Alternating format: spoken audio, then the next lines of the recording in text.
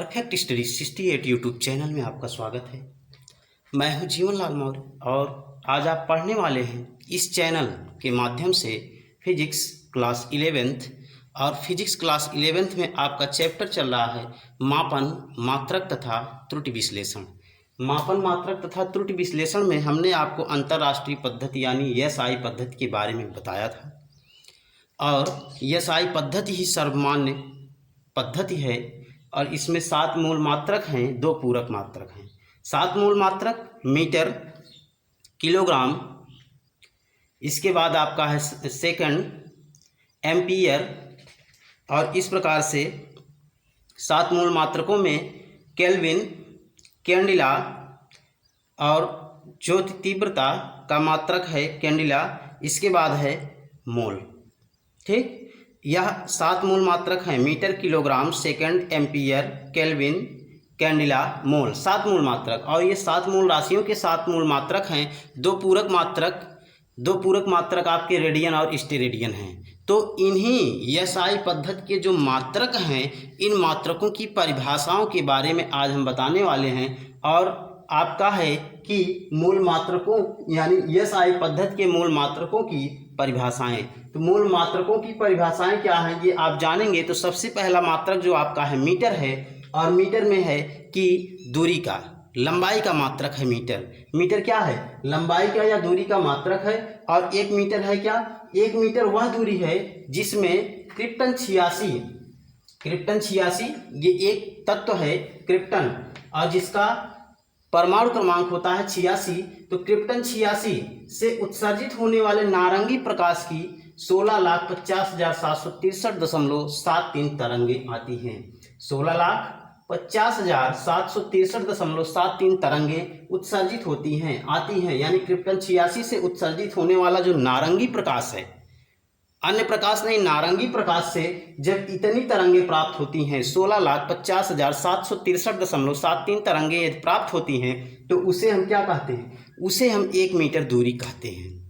इसके बाद क्या है कि यह जो दूरी है, इस दूरी का एक बड़ा मात्रक भी है जिसे हम क्या कहते हैं? प्रकाश वर्ष। प्रकाश वर्ष कहते हैं। अब इसकी परिभाषा भी देख लीजिए कि प्रकाश वर्ष क्या है। प्रकाश वर्ष जो है, प्रकाश वर्ष यानी प्रकाश द्वारा रिक्त स्थान में 1 वर्ष में तय की गई दूरी को, प्रकाश द्वारा रिक्त स्थान में 1 वर्ष में तय की गई दूरी को 1 प्रकाश वर्ष कहते हैं। प्रकाश द्वारा रिक्त स्थान में 1 वर्ष में तय की गई दूरी को 1 प्रकाश वर्ष कहते हैं। और प्रकाश वर्ष यह जो है, प्रकाश 1 सेकंड में 3 × 10⁸ मीटर दूरी तय करता है। प्रकाश जो है वह 1 सेकंड में 3 × 10⁸ मीटर दूरी तय करता है। तो इस प्रकार से अगर हम देखें तो 1 प्रकाश वर्ष बराबर 1 प्रकाश वर्ष ये बराबर हो जाएगा। अब देखिए 1 सेकंड में कितनी दूरी तय कर रहा है? 1 सेकंड में 3 × 10⁸ मीटर दूरी तय कर रहा है। तो 3 × 10⁸ मीटर प्रति सेकंड, 1 सेकंड में इतने मीटर दूरी तय कर रहा है। इसके बाद जो है यह 1 वर्ष का है, तो 1 वर्ष में कितने दिन? 365 दिन। और फिर 365 दिन तो हुए 1 वर्ष में। अब 1 दिन में कितने घंटे? 24 घंटे। 24 घंटे। अब 1 घंटे में कितने मिनट? 60 मिनट। और 1 मिनट में कितने सेकंड? 60 सेकंड। क्योंकि ये सभी दिन को, घंटा को और मिनट को, ये सभी को सेकंड में बदला गया। तो इस प्रकार से 1 प्रकाश वर्ष यह आएगा। और ये प्रकाश वर्ष जो आएगा यह मीटर में आएगा। यही किस में आएगा? यही आपका मीटर में आएगा 1 प्रकाश वर्ष। ठीक, तो इसका आप गुणा भाग करेंगे तो यहाँ से देखिए गुणा भाग कर लेंगे। तो गुणा भाग करने के पश्चात यहाँ आपका है ये हो जाएगा 3 × 3600 × 365 × 24 × 10⁸ ठीक। अब यहाँ देखिए 2 जीरो यहाँ है तो ये 10 हो जाएगा। ठीक, और बाकी का गुणा आप करेंगे। गुणा करने के पश्चात जब आप हल करेंगे तो ये 9.46 × 10⁻15 प्राप्त होगा। दशमलव को जब एक अंक पे ले आएंगे यानी मानक रूप में जब लिखेंगे तो 9.46 × 10⁻15 मीटर, ये इतना आपका आएगा 1 प्रकाश वर्ष।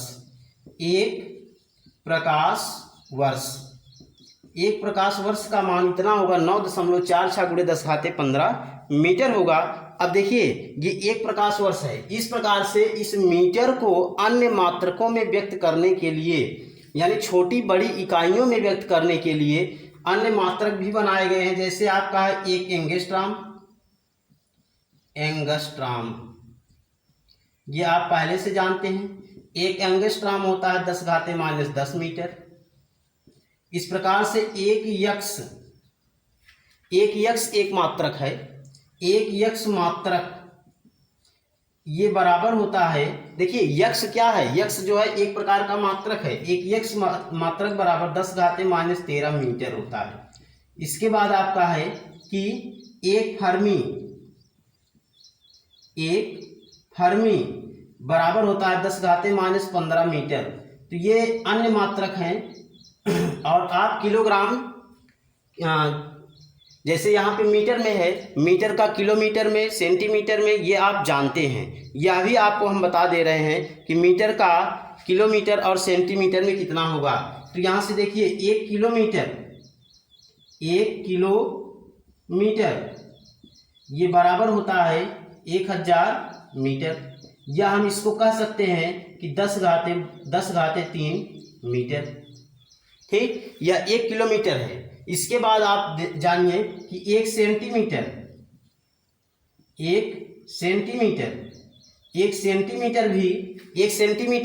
या आपका हो जाएगा अब देखिए 1 मीटर में होता है 100 सेंटीमीटर, तो 1 सेंटीमीटर में 1/100 मीटर, यानी आपका होगा 10⁻² मीटर।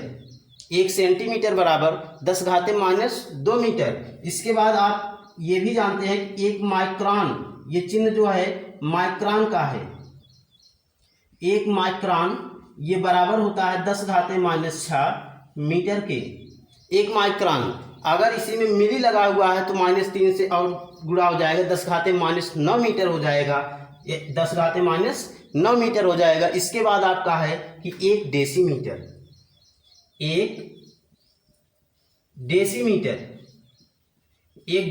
को भी आप किस में बदलेंगे, 1 डेसीमीटर को भी आप मीटर में बदलेंगे तो आपका आएगा 10⁻1 मीटर।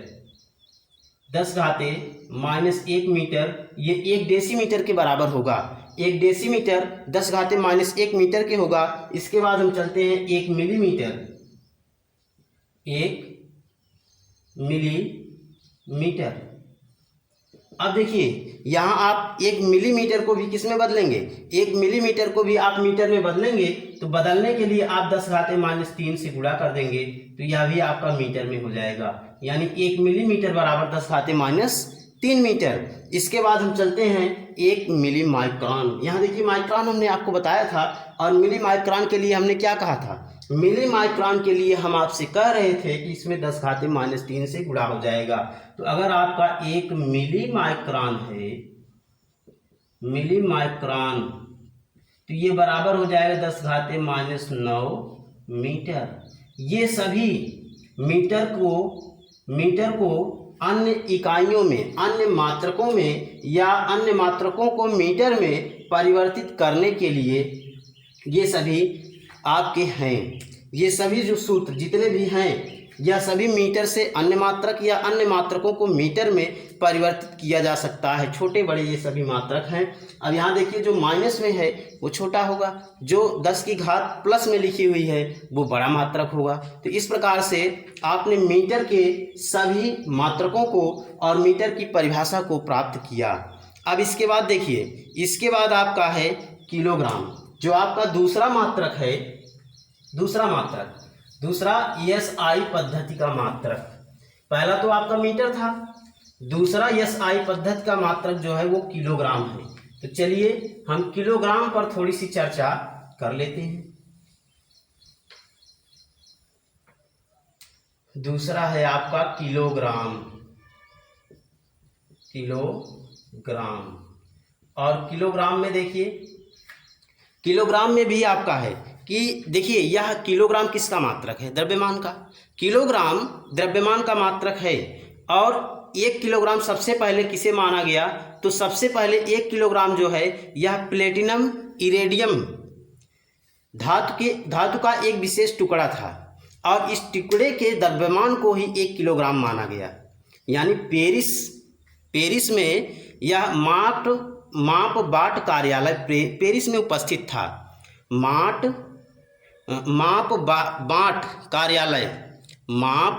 बाट कार्यालय पेरिस में उपस्थित था और पेरिस में यह प्लेटिनम इरेडियम धातु का एक विशेष टुकड़ा रखा गया था। उसी माप बाट कार्यालय में, उस कार्यालय में एक विशेष टुकड़ा रखा गया था। किसका टुकड़ा था? यह प्लेटिनम और इरेडियम धातु का विशेष टुकड़ा था और इसके द्रव्यमान को 1 किलोग्राम माना गया था। परंतु अधिक समय पर रखने से धातु का टुकड़ा धीरे धीरे वो क्षरित होता है, यानी उसमें जो है क्षरण आता है, कम हो सकता है, अधिक तो नहीं कम हो सकता है। तो इस प्रकार से 4 अंश सेल्सियस पर दूसरा मानक जो लिया गया 1 किलोग्राम का, वह 4 अंश सेल्सियस पर 1 लीटर 4 अंश सेल्सियस पर 1 लीटर जल 4 अंश सेल्सियस पर 1 लीटर जल 1 लीटर मीन्स हो जाएगा, 1 लीटर को हम लिख सकते हैं अर्थात 1000 सेंटीमीटर क्यूब, यानी 1000 घन सेंटीमीटर जल। ठीक, अब यहाँ 1000 घन सेंटीमीटर जल 4 अंश सेल्सियस पर जल जो रखा गया हो 4 अंश सेल्सियस पर हो, 1 लीटर जल यानी 1000 घन सेंटीमीटर जल के द्रव्यमान को 1 किलोग्राम कहते हैं। ये दूसरी परिभाषा किलोग्राम की आई। पहली परिभाषा क्या थी कि किलोग्राम, तो सबसे पहले यह लिखेंगे कि यह द्रव्यमान का मात्रक है, द्रव्यमान का मात्रक है। अब इसके बाद क्या है कि पेरिस में रखे, पेरिस में क्या है? माप बाट कार्यालय। ठीक, माप बाट कार्यालय पेरिस में उपस्थित है। तो पेरिस में उपस्थित प्लेटिनम इरेडियम धातु के एक विशेष टुकड़े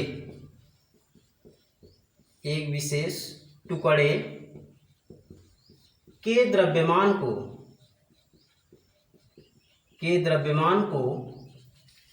1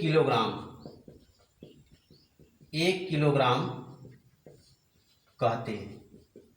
ठीक, सबसे पहले आपका यही था कि पेरिस में जो आपका माप बाट कार्यालय जो उपस्थित है, उस कार्यालय में प्लेटिनम इरेडियम धातु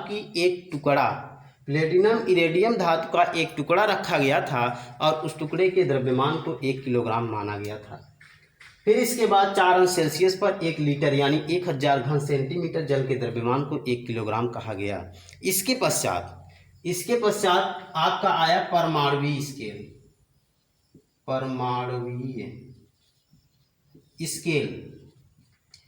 परमाणुवीय स्केल पर यदि देखा जाए, परमाणुवीय स्केल पर तो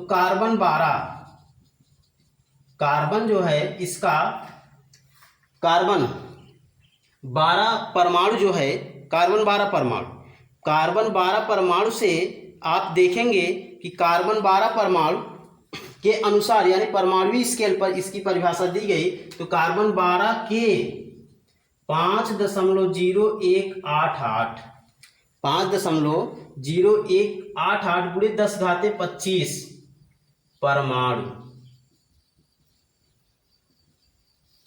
गुणे 10⁻25 परमाणुओं।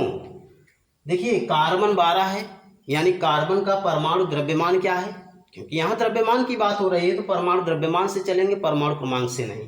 तो परमाणु द्रव्यमान, कार्बन का परमाणु द्रव्यमान 12 होता है। तो कार्बन 12 के 5.0188 गुणे 10⁻25 परमाणुओं के द्रव्यमान को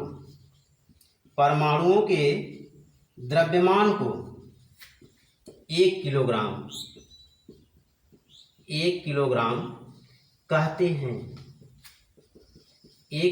कहते हैं। अब देखिए 3 परिभाषाएं आपको मिली, किसकी? द्रव्यमान की। सबसे पहले तो आपका है कि किलोग्राम की। किलोग्राम जो है ये द्रव्यमान का मात्रक है, और पेरिस में जो है ये माप बाट कार्यालय पेरिस में उपस्थित है, और पेरिस में उपस्थित इस माप बाट कार्यालय में प्लेटिनम इरेडियम धातु के एक विशेष टुकड़े के द्रव्यमान को हम 1 किलोग्राम कहते थे। इसके पश्चात क्या आया कि दूसरी परिभाषा, क्योंकि इसमें जो है धातु का टुकड़ा है, क्षरण होने की वजह से यह कम हो जाता था, इसलिए अब जल के द्रव्यमान पर लिया गया, यानी 4 अंश सेल्सियस पर 1 लीटर का जो जल है, 1 लीटर जो जल है, 1 लीटर मीन्स 1000 घन सेंटीमीटर, जल के द्रव्यमान को 1 किलोग्राम कहा गया। इसके बाद फिर आया परमाणु स्केल पर, जो है परमाणु स्केल पर यह किलोग्राम की परिभाषा दी गई। परमाणु स्केल पर क्या दी गई कि कार्बन 12 के 5.0188 गुणे 10⁻25 परमाणु, 10⁻25 परमाणुओं के द्रव्यमान को 1 किलोग्राम कहा गया। इसके पश्चात देखिए यह द्रव्यमान के अन्य छोटे और बड़े मात्रक क्या हैं कि आपका है एक द्रव्यमान के अन्य छोटे और बड़े मात्रक, तो इसमें आपका है 1 मीट्रिक टन, 1 मीट्रिक टन। अब 1 मीट्रिक टन को आपको किस में लिखना है? किलोग्राम में। अब यहाँ से देखिए 1 मीट्रिक टन होता है 10⁻³ किलोग्राम के, 1 मीट्रिक टन बराबर होता है 10⁻³ किलोग्राम। और इसके बाद है 1 क्विंटल, 1 क्विंटल। अब क्विंटल तो सभी जानते हैं, 1 क्विंटल में आपका 100 किलोग्राम होता है, और 100 किलोग्राम को आप 10⁻² किलोग्राम लिख सकते हैं, 10 की घात के रूप में जब लिखेंगे 100 किलोग्राम को 10⁻² किलोग्राम लिख सकते हैं। इसके बाद है 1 ग्राम, 1 ग्राम ये भी आप सामान्यतः जानते होंगे कि 1 ग्राम को हम 10⁻³ किलोग्राम लिख सकते हैं। इसके बाद आप देखिए 1 मिलीग्राम। अब मिली जब आएगा तो 10⁻³ से और गुणा कर देंगे, जैसे हमने आपको पिछले में बताया था। तो 1 मिलीग्राम, 1 मिलीग्राम ये बराबर हो जाएगा 10⁻⁶ किलोग्राम। तो इस प्रकार से आपने द्रव्यमान के अन्य छोटे और बड़े मात्रकों को भी प्राप्त किया, और द्रव्यमान की आज आपने 3 परिभाषा पढ़ी। यह सबसे पहले की परिभाषा, उसके बाद की परिभाषा, और ये परमाणु स्केल पर आधारित परिभाषा को आपने पढ़ा। इसके बाद आपका जो तीसरा एसआई मात्रक है, तीसरा वाला, वो है सेकंड। तो देखिए तीसरा एसआई मात्रक, तीसरा वाला एसआई मात्रक है सेकंड। तो हम सेकंड पर भी चर्चा कर लेते हैं। सेकंड, अब देखिए सेकंड क्या है? सेकंड जो है समय का मात्रक है। सेकंड समय का मात्रक है, और 1 सेकंड समय कितना होगा ये आपको प्राप्त करना है। तो 1 सेकंड जो है ये समयांतराल है, समयांतराल है। और समयांतराल कब है कि जब परमाणुविक घड़ी में सीजियम 133 परमाणु, जब परमाणु घड़ी में, परमाणु की घड़ी हो, परमाणु घड़ी में सीजियम 133, सीजियम 133 परमाणु, कौन सी घड़ी में? एक, यहां से लिख देते हैं 1 सेकंड वह समयांतराल है, वह समयांतराल है जब परमाणु घड़ी में, परमाणु घड़ी में सीजियम 133 परमाणु, सीजियम 133 परमाणु, अब सीजियम 133 परमाणु है, यह जो है 91, 92, 63, 17, 70, इस प्रकार से आप तैयार करेंगे एकदम आसानी से तैयार हो जाएगा। 91, 92, 63, 17, 70 बार कंपन करता है,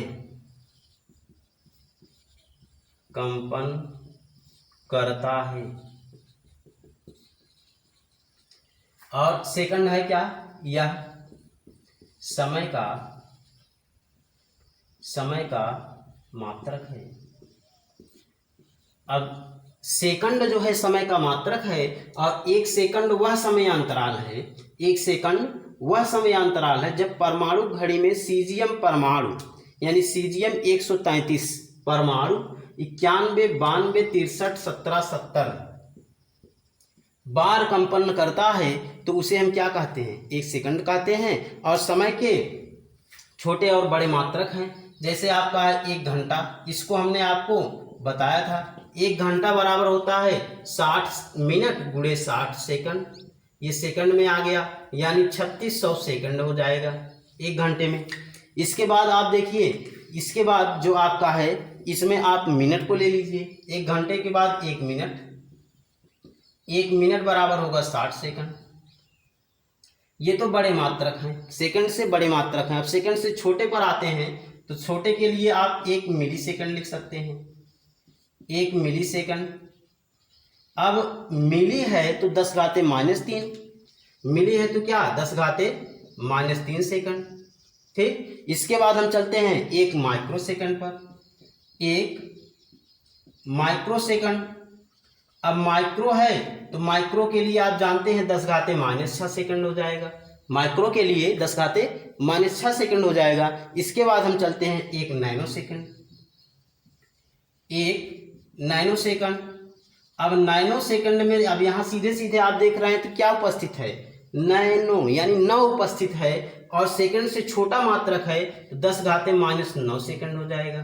ठीक, मिली में 10⁻3, माइक्रो में 10⁻6 और नैनो में आपने देखा 10⁻9। इसके बाद हम चलते हैं 1 pico second, 1 pico second.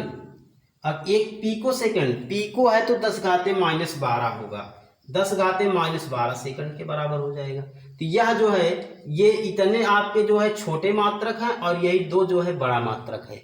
Second से बड़े मात्रक हैं और सेकंड से छोटे मात्रक हैं। तो ये देखिए आपने आज पढ़ा मीटर, किलोग्राम, सेकंड, यानी यम के यस ए पद्धति, यम के यस पद्धति के मात्रक को आपने पढ़ा। इन्हीं जो उपरोक्त 3 मात्रकों को आपने पढ़ा, मीटर, किलोग्राम, सेकंड पद्धति, मीटर, किलोग्राम, सेकंड, और इन्हीं को हम क्या कहते हैं? यम के यस पद्धति के मात्रक कहते हैं, के मात्रक कहते हैं। अब देखिए मीटर, किलोग्राम, सेकंड आपने तीनों ही मात्रक अभी पढ़ा है और इन तीनों मात्रकों से बनी पद्धति को हम मीटर, किलोग्राम, सेकंड पद्धति कहते हैं। इसके बाद आपका है एम्पीयर।